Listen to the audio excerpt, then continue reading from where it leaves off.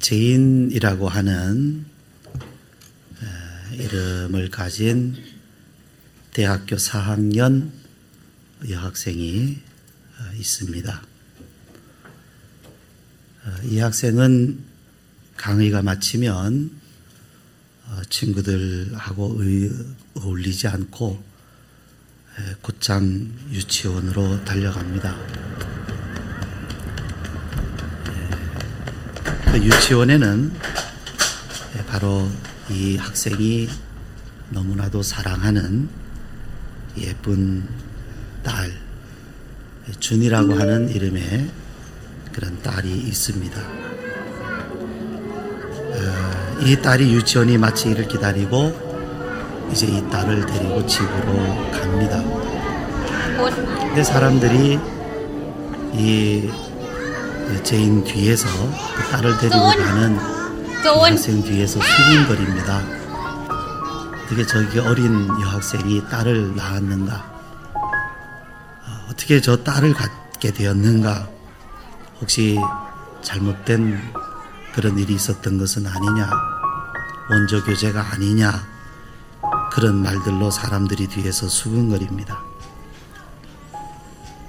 그런데 이 제인이 처음 준이라고 하는 이 아이를 만난 것은 그녀가 18살이었을 때였습니다.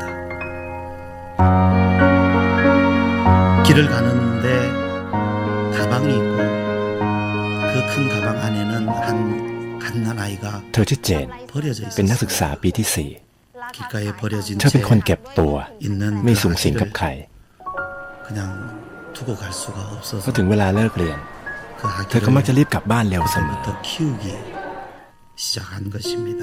จูน 이 준이라고 하는 아이는 그 엄마의 사랑을 받으면서 คนก็นินทากันว่า 명랑하고 เธอมีลูกตั้งแต่อายุ 그러면서 18 บางคนก็บอกว่า 엄마의 เธอเป็นลูกกับ 사랑에 เสีย 고마워할 줄 아는 그런 아이로 또 사랑 가득한 그런 아이로 자라납니다.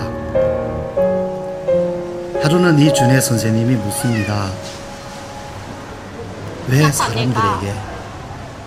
왜 당신은 사람들에게 이 준이의 진실을 말하지 않습니까? 사람들이 뒤에서 당신 얼마나 수군거리는 줄 압니까? 이 준이가 당신의 딸이 아니라 내가 이 아이를 데려다가 지금 키우고 있노라고 นี่เขาบอกว่าแม่กับลูก 그렇게 충고를 합니다. 그때 제인이 대답을 합니다. 사람들이 차라리 나를 두고 수군거리는 게 낫습니다. 내 딸 준이를 두고 사람들이 수군거리는 것보다야 차라리 나를 두고 수군거리는 게 낫습니다. 라고 대답을 합니다. 자신이 낳은 딸 아니고 또 아직은 나이 어린 대학 4학년의 그런 여학생이지만 이 제인이라는 이 사람 참 아름다운 참으로 훌륭한 그런 어머니요 여인입니다. 유튜브에 เธอเป็นผู้หญิงธรรมดา My ธรรมดาคน Beautiful หนึ่ง Woman이라고 하는 ไม่ใช่คนสวย ไม่ได้โดดเด่นอะไร แต่รอยยิ้มที่เธอมีให้จูน มันทำให้เธอเป็นผู้หญิงที่สวยมากสำหรับผม 참 우리의 마음을 따뜻하게 해주는 실화입니다.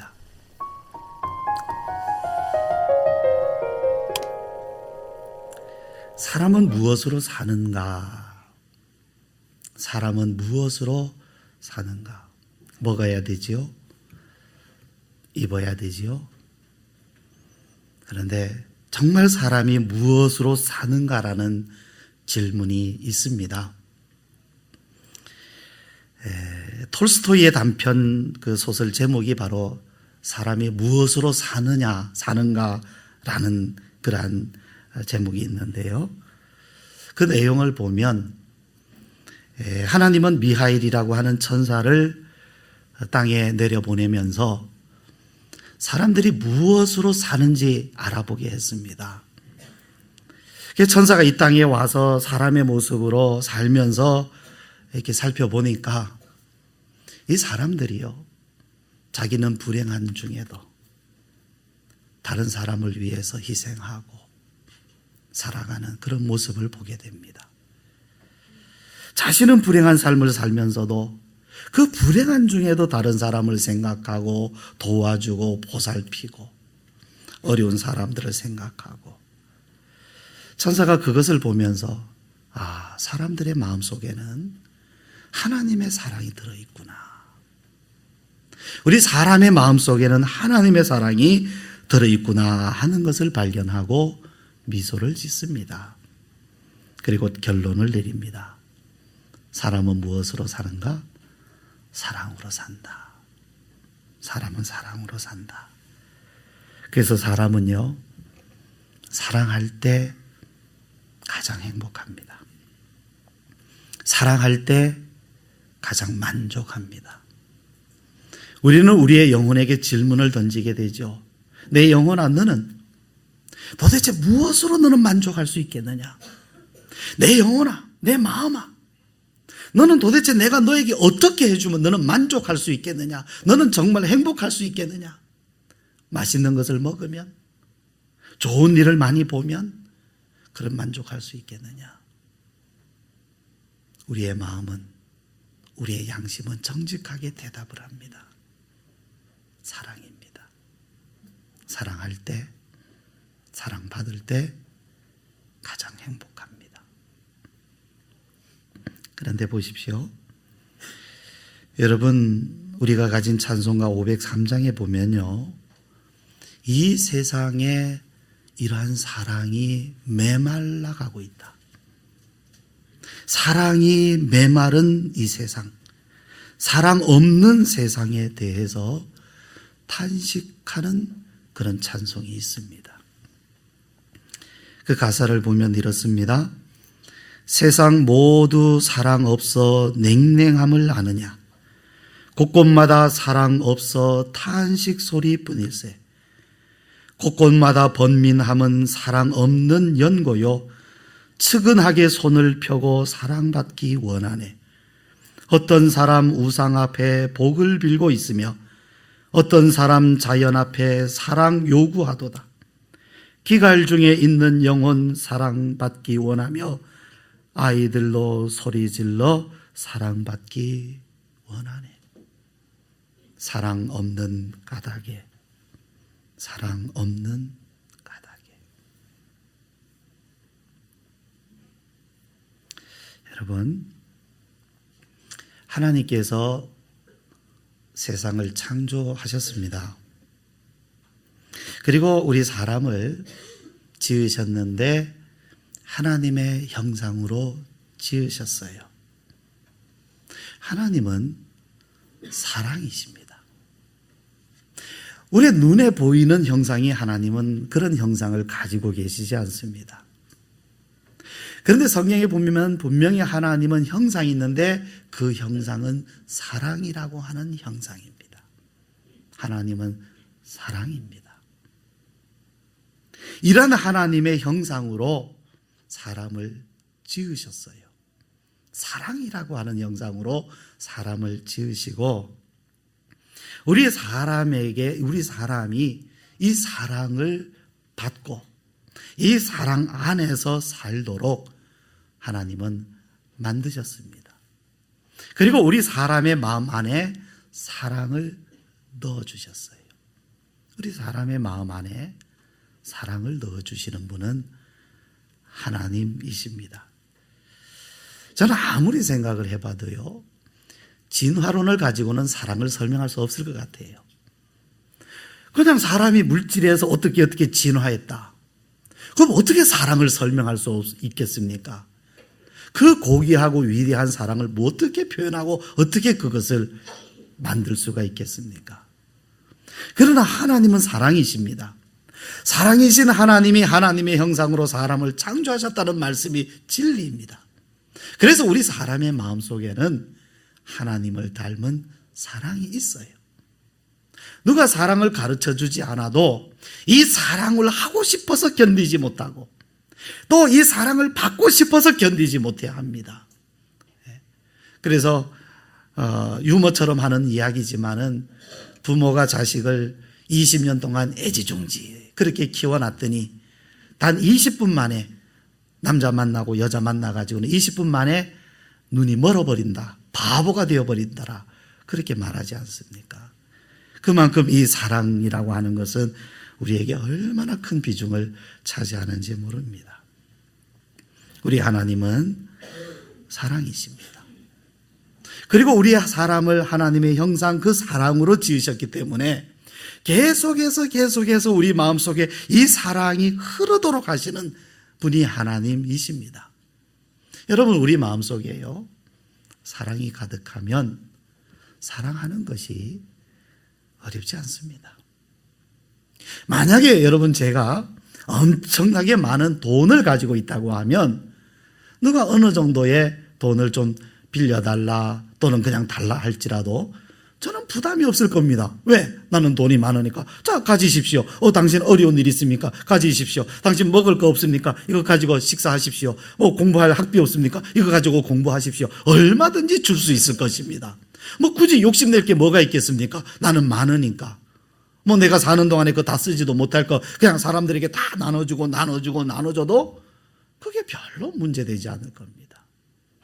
만약에 우리 마음속에 이러한 사랑이 가득하다고 한다면 우리는 사랑하지 못해서 견디지 못할 겁니다.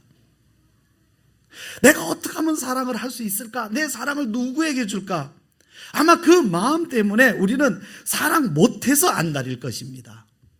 우리 마음에 사랑이 가득하면 말이죠. 만약 그렇다고 하면 사랑하십시오. 왜 사랑하지 못합니까? 왜 사랑이 없습니까? 이런 말은 전혀 필요가 없겠죠. 왜? 넉넉히 사랑할 수 있을 터이니까 말입니다. 그런데 우리가 몸담고 살고 있는 이 사회, 우리의 인생, 또 우리의 현실 어떻습니까? 우리가 이 땅을 지금 살아가고 있으면서 우리 가정 안에서 또 우리의 사회 가운데에서 내가 다니는 직장 가운데에서 어떤 공동체 가운데에서 이웃 간에 이 사랑이 어떻게 되어 있습니까? 분명히 하나님은 우리 사람 한 사람을 하나님의 형상으로 지으시고 우리 마음 안에 사랑을 부어주시는 분이 하나님이신데 실제 지금 우리가 살아가고 있는 이 현실적인 삶에서 이 사랑은 어느 정도로 채워져 있습니까? 그렇죠? 사랑 없어서.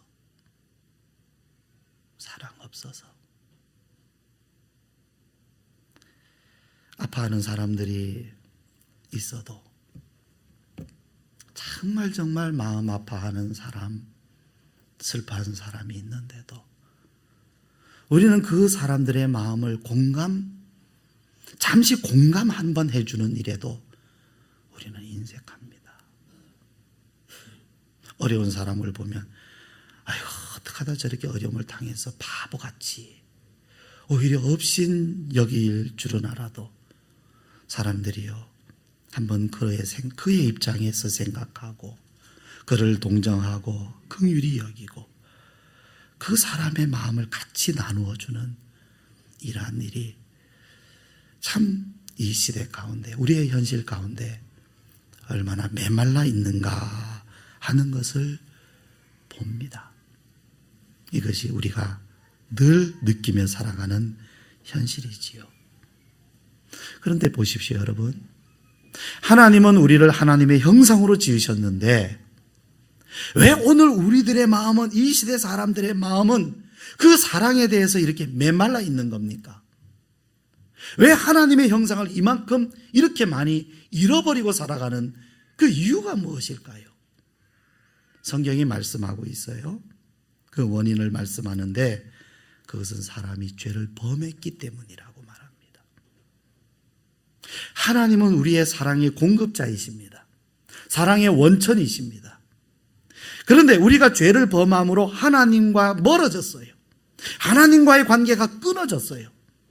말하자면 이 수도에 그 파이프가 상수원에서부터 수도에 파이프가 연결돼서 계속해서 물이 펑펑 솟아나야 되는데 이 파이프가 단절이 돼버렸어요. 물의 근원이 끊어져 버렸어요.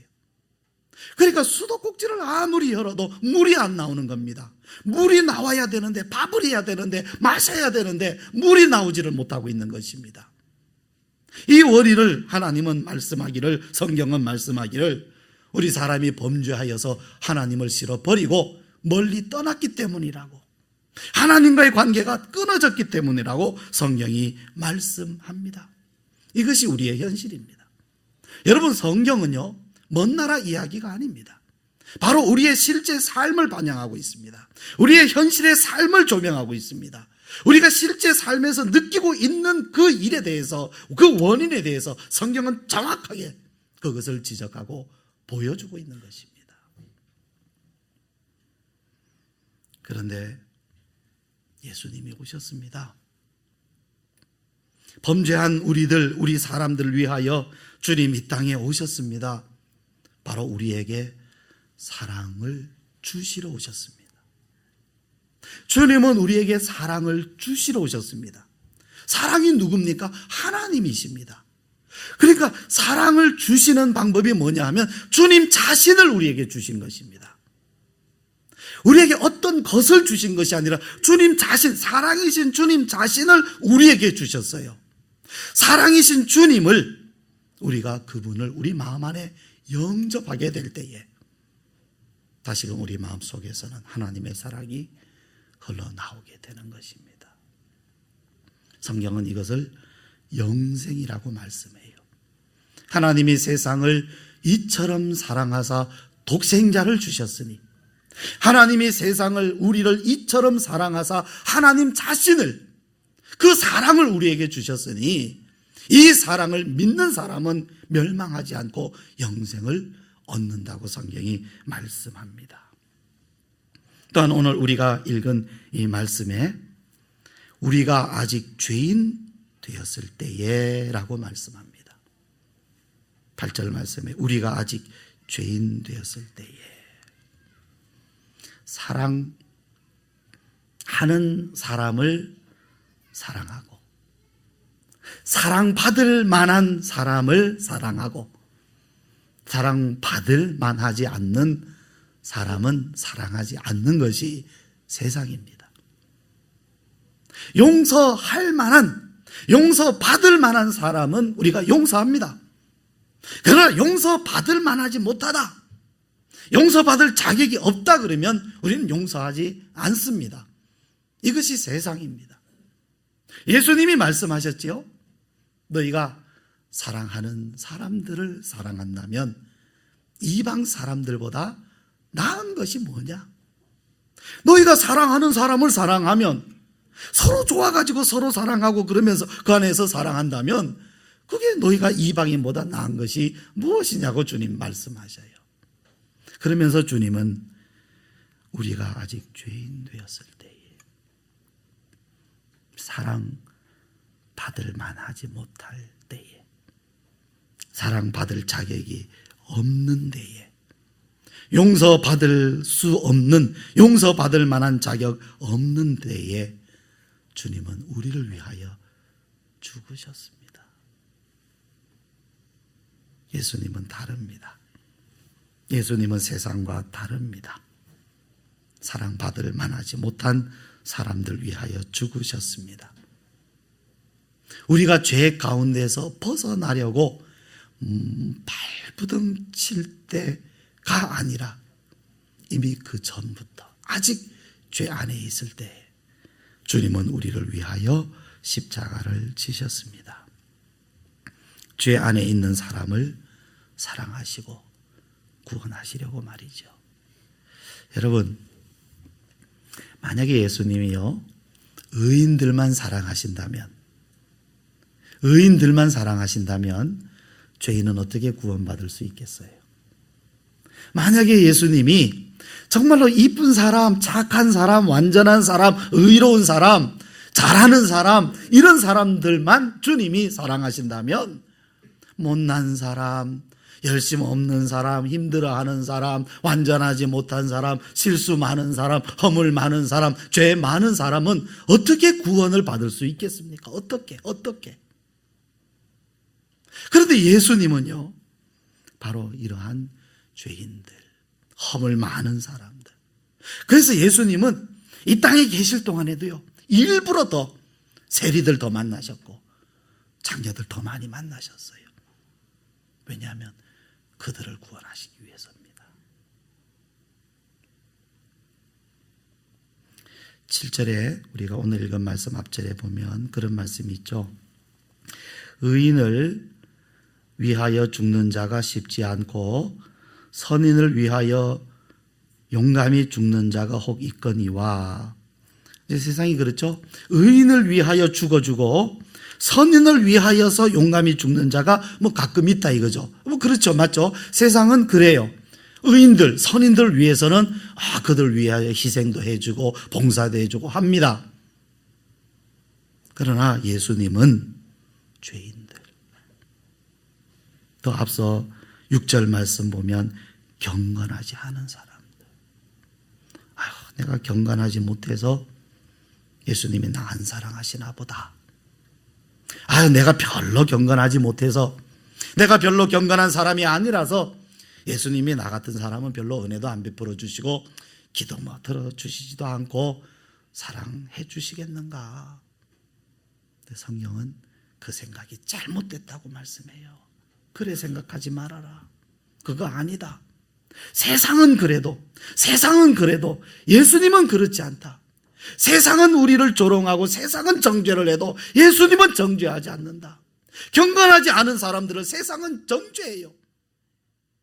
경건하지 않은 사람들을 책망하고 정죄해요. 그런데 예수님은 정죄하고 책망하시는 것이 아니라 오히려 그 사람을 위하여 죽어주셨습니다. 그를 위하여 죽어주셨어요. 그래서 여러분, 혹시라도 우리 자신이 내가 하나님 앞에 경건하지 않다, 나는 주님 앞에 정말로 너무 부족하다, 너무 못났다고 생각하거든, 이런 나를 위하여 예수님이 죽으셨다는 것을 믿으시기 바랍니다. 주님은 세상과 같지 않습니다. 그러면서 하시는 말씀이 우리를 위하여 죽으심으로 하나님께서 8절이죠.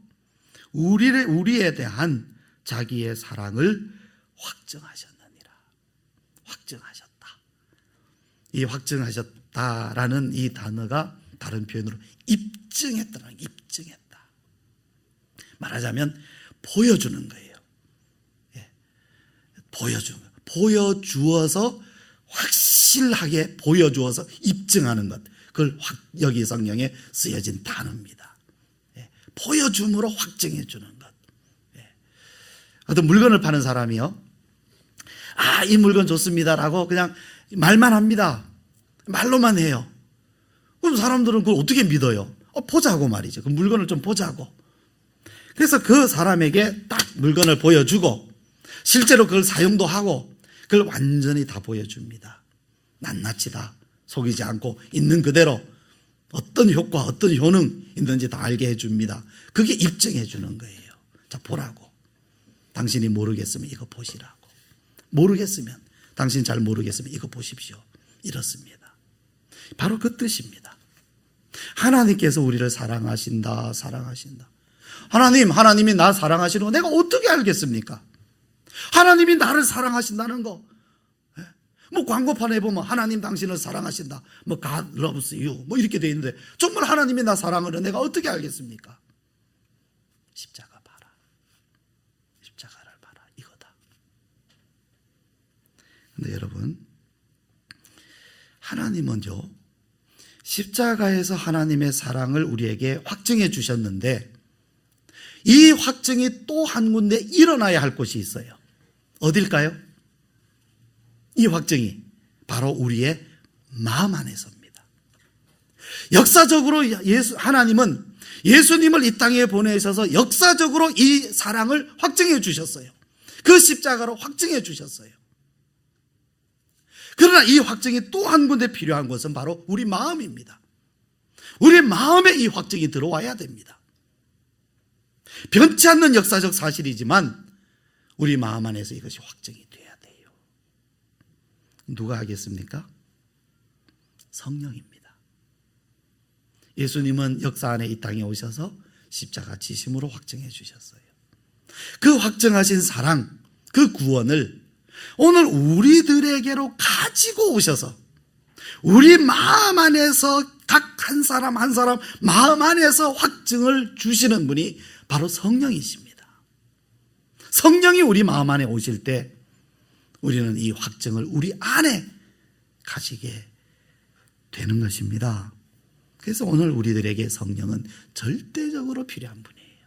절대적으로. 그런데 성령은 누구에게 이 확증을 주실까요? 영접하는 사람, 믿는 사람입니다. 믿고자 하는 사람. 그래서 우리가 이 확증을 얻고 싶으면 내가 하나님 사랑 알고 싶습니다. 그러면 영접해야 돼요. 나의 주님으로, 나의 구주로. 그리고 믿어야 됩니다. 또 믿고자 해야 됩니다. 그럴 때에 성령님이 우리 마음 안에 오셔서 이 확증을 우리에게 주시는 겁니다. 우리가 예수님의 죽으심과 다시 사심을 믿어야 하는 이유는 이와 같이 성령님이 우리 마음에 오셔서 우리에게 하나님의 사랑을 확증해 주시도록 하기 위함인 것입니다. 여러분, 하나님의 사랑 더 알고 싶지 않습니까? 더 확실하게 알고 싶지 않습니까? 여러분, 전능하신 하나님이, 창조주이신 하나님이, 모든 것의 주권을 가지신 그 하나님이 나를 사랑하신다. 모든 문제가 끝납니다. 한번 여러분 오늘 곰곰이 한번 생각해 보십시오. 창조주이시며 전능자이신 하나님이 바로 나를 사랑하신다 하는 이 사실이 내 마음속에서 확증이 될 때, 확증이 되면요, 우리 안에서 근심이 존재할 수가 없어요. 두려움이 거기에 남아있을 수가 없어요. 모든 변론이 끝납니다. 거기 무슨 변론이 더 필요합니까? 전능자이신 하나님이 나를 사랑하시는데, 이 모든 창조가 나를 위해서 창조하셨는데, 이 모든 세상의 운행을 나를 사랑하시며 나를 위해서 운행하고 계시는데, 거기서 무슨 변론이 더 있겠습니까? 더 이상 변론도 필요 없고요, 하나님 아닌 다른 것을 더 원하지도 않게 됩니다. 왜? 하나님의 사랑이 온전히 우리 마음을 가득히 채울 수 있기 때문입니다. 사랑이 만족하게 합니다. 전능자의 사랑이 우리를 행복하게 합니다. 전능자의 사랑이 우리를 만족하게 합니다. 이 사랑으로 우리 확증합시다. 그래서 다시는 믿음 없는 사람처럼 뒤로 물러가거나 우왕좌왕하거나 세상 기웃기웃하지 말고 이 믿음을 가지고 우리는 하나님의 사랑을 확증해서 앞을 향해서 이 더 큰 사랑의 그 풍성함을 향해서 우리의 남은 생애를 완전히 거기에 쏟아붓고 달려가는 이러한 귀한 삶을 우리 함께 살아가실 수 있기를 바랍니다. 우리 기도하도록 하시겠습니다. 함께 기도합시다. 주님 앞에.